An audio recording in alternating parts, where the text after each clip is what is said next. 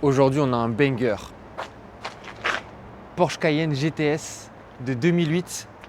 Donc c'est le modèle avec 405 chevaux, V8 atmosphérique. Il est dans une config très sympa. Ce Cayenne est vraiment beau parce qu'il a des petits détails qui n'ont pas tous forcément. Là, vous pouvez voir par exemple le fond des phares qui est noir. Ça change tout. Franchement, ça le rend incroyable. Il me semble que sur le GTS, le pare-choc est différent. Donc ça aussi, c'est pas mal du tout. Bon, on a les gros freins Porsche comme d'habitude. Et puis, il est full black, vite teinté, même à l'avant. L'arrière, l'arrière, les deux feux, forcément, ça fait un peu vieux, mais il est dans une super config, je trouve. Sur ce modèle, on a un peu de mécanique à faire aujourd'hui, parce que malgré qu'il soit propre visuellement comme ça, et il paraît quand même super bien conservé, c'est une voiture qui a plus de 200 000 km. Il y a quand même des petites choses à faire là-dessous. Et c'est un gros moteur, elle a pas mal de bornes, donc c'est logique. Voilà le beau petit 4 litres 8 V8. Il me semble que c'est un phase 2.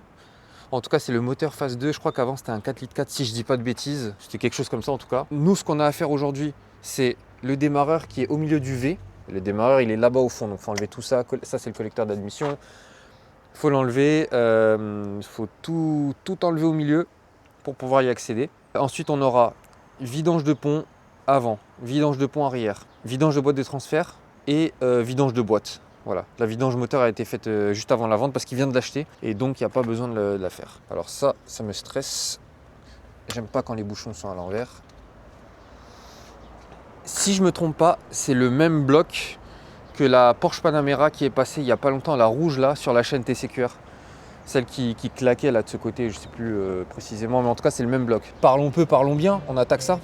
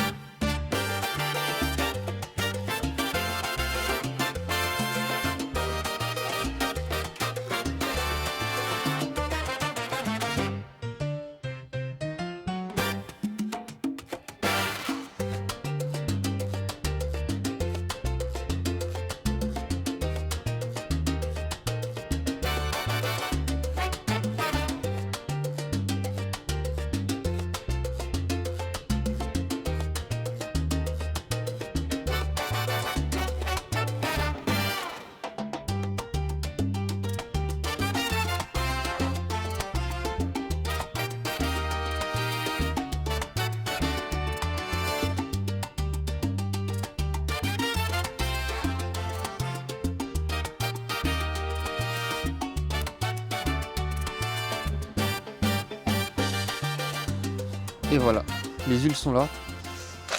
On a pont arrière, pont avant, boîte de transfert. Donc là déjà, je vous explique, le verre de gauche à chaque fois c'est l'ancienne huile, gauche donc ancienne huile, et à droite la nouvelle. Donc vous avez les huiles derrière que j'ai utilisées. Donc pont avant, pont arrière, j'ai mis 75W90, Motul, c'est de la bonne huile. Je sais qu'il y en a qui mettent autre chose, mais moi, celle-là, je la trouve vraiment pas mal pour le Cayenne. Et là, l'huile de boîte de transfert Feby Bilstein qui est pas mal.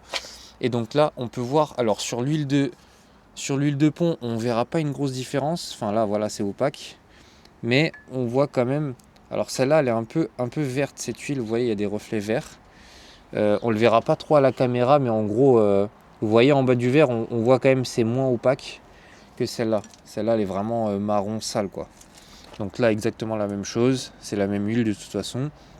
Et après, sur la boîte de transfert, par contre, on voit une grosse différence. Hein. Vous voyez la nouvelle huile par rapport à l'ancienne. Et en plus, dans l'ancienne, je vais essayer de vous montrer. On verra pas. Mais en gros, il y avait un peu de la paillette dans l'ancienne huile. Peut-être qu'on verra dans le bac. Voilà, vous voyez le bac. Voilà, là, toutes les parties pailletées que vous voyez. Donc voilà, ça là, ça fait partie de la boîte de transfert. Et donc l'huile a été vraiment mauvaise au niveau de la boîte de transfert, donc ça va vraiment lui faire du bien. En plus on ressentait un peu une vibration à 70-80, on sent comme une vibration sous les pieds, mais c'est très léger, donc je me demande si c'est pas la boîte de transfert qui commence à être fatiguée. On va voir si le fait de changer l'huile ça change ça. En tout cas ça va lui faire du bien, ça c'est sûr. Talia, t'en penses quoi?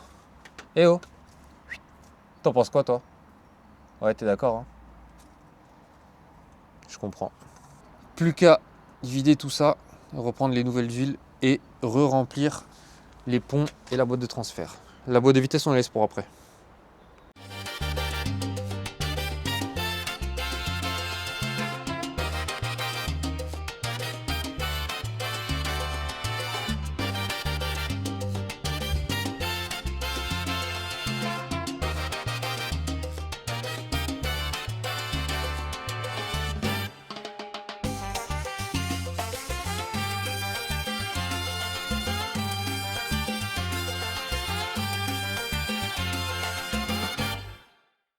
Mon pote aussi avait un petit problème de vibration du volant à 130 km/h à peu près. Moi j'ai essayé la voiture et effectivement à 130 ça vibre un petit peu.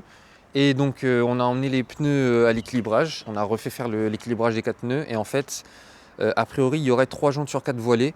C'est pas encore sûr parce que c'est pas des gens qui réparent les jantes là où on a été. Donc ce qu'on va commencer par faire, c'est mettre la voiture sur 4 chandelles, enlever les 4 jantes et comme ça je vais pouvoir déposer les jantes chez le réparateur de jantes.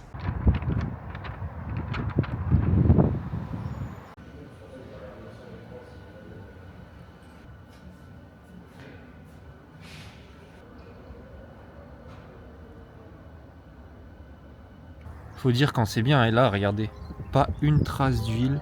La voiture elle a plus de 200 000 km et il n'y a pas une goutte d'huile qui fuit, ni moteur, ni boîte, ni nulle part. C'est pas gras, c'est propre, c'est super propre et ça c'est super cool. Ce Cayenne est équipé d'une boîte automatique à 6 rapports. Pour la vidanger, il y a une procédure à suivre. Vous devez d'abord enlever le bouchon de remplissage, puis le bouchon de vidange. Vous vidangez toute l'huile. Une fois que c'est fait, vous enlevez le carter.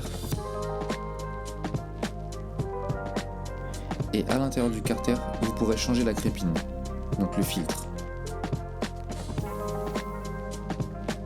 Ensuite, vous avez juste à tout remonter dans le sens inverse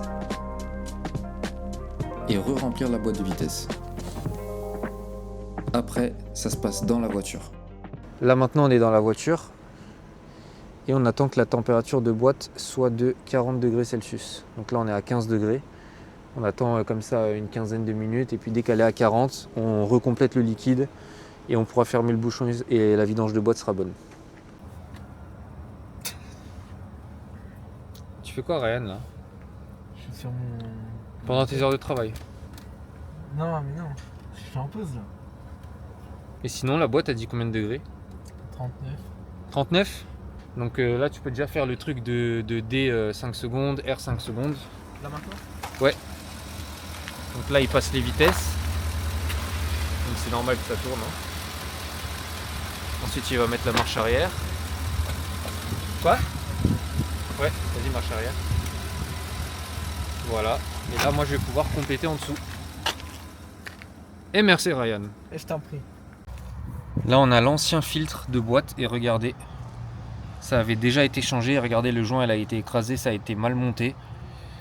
Et ça si je me trompe pas ça peut provoquer des fuites internes, enfin c'est pas correct quoi, le montage il est pas bon, on voit bien que le joint il est écrasé là. Donc ça a été tout écrasé d'un côté, voilà. Sur une opération comme ça faut faire gaffe quoi.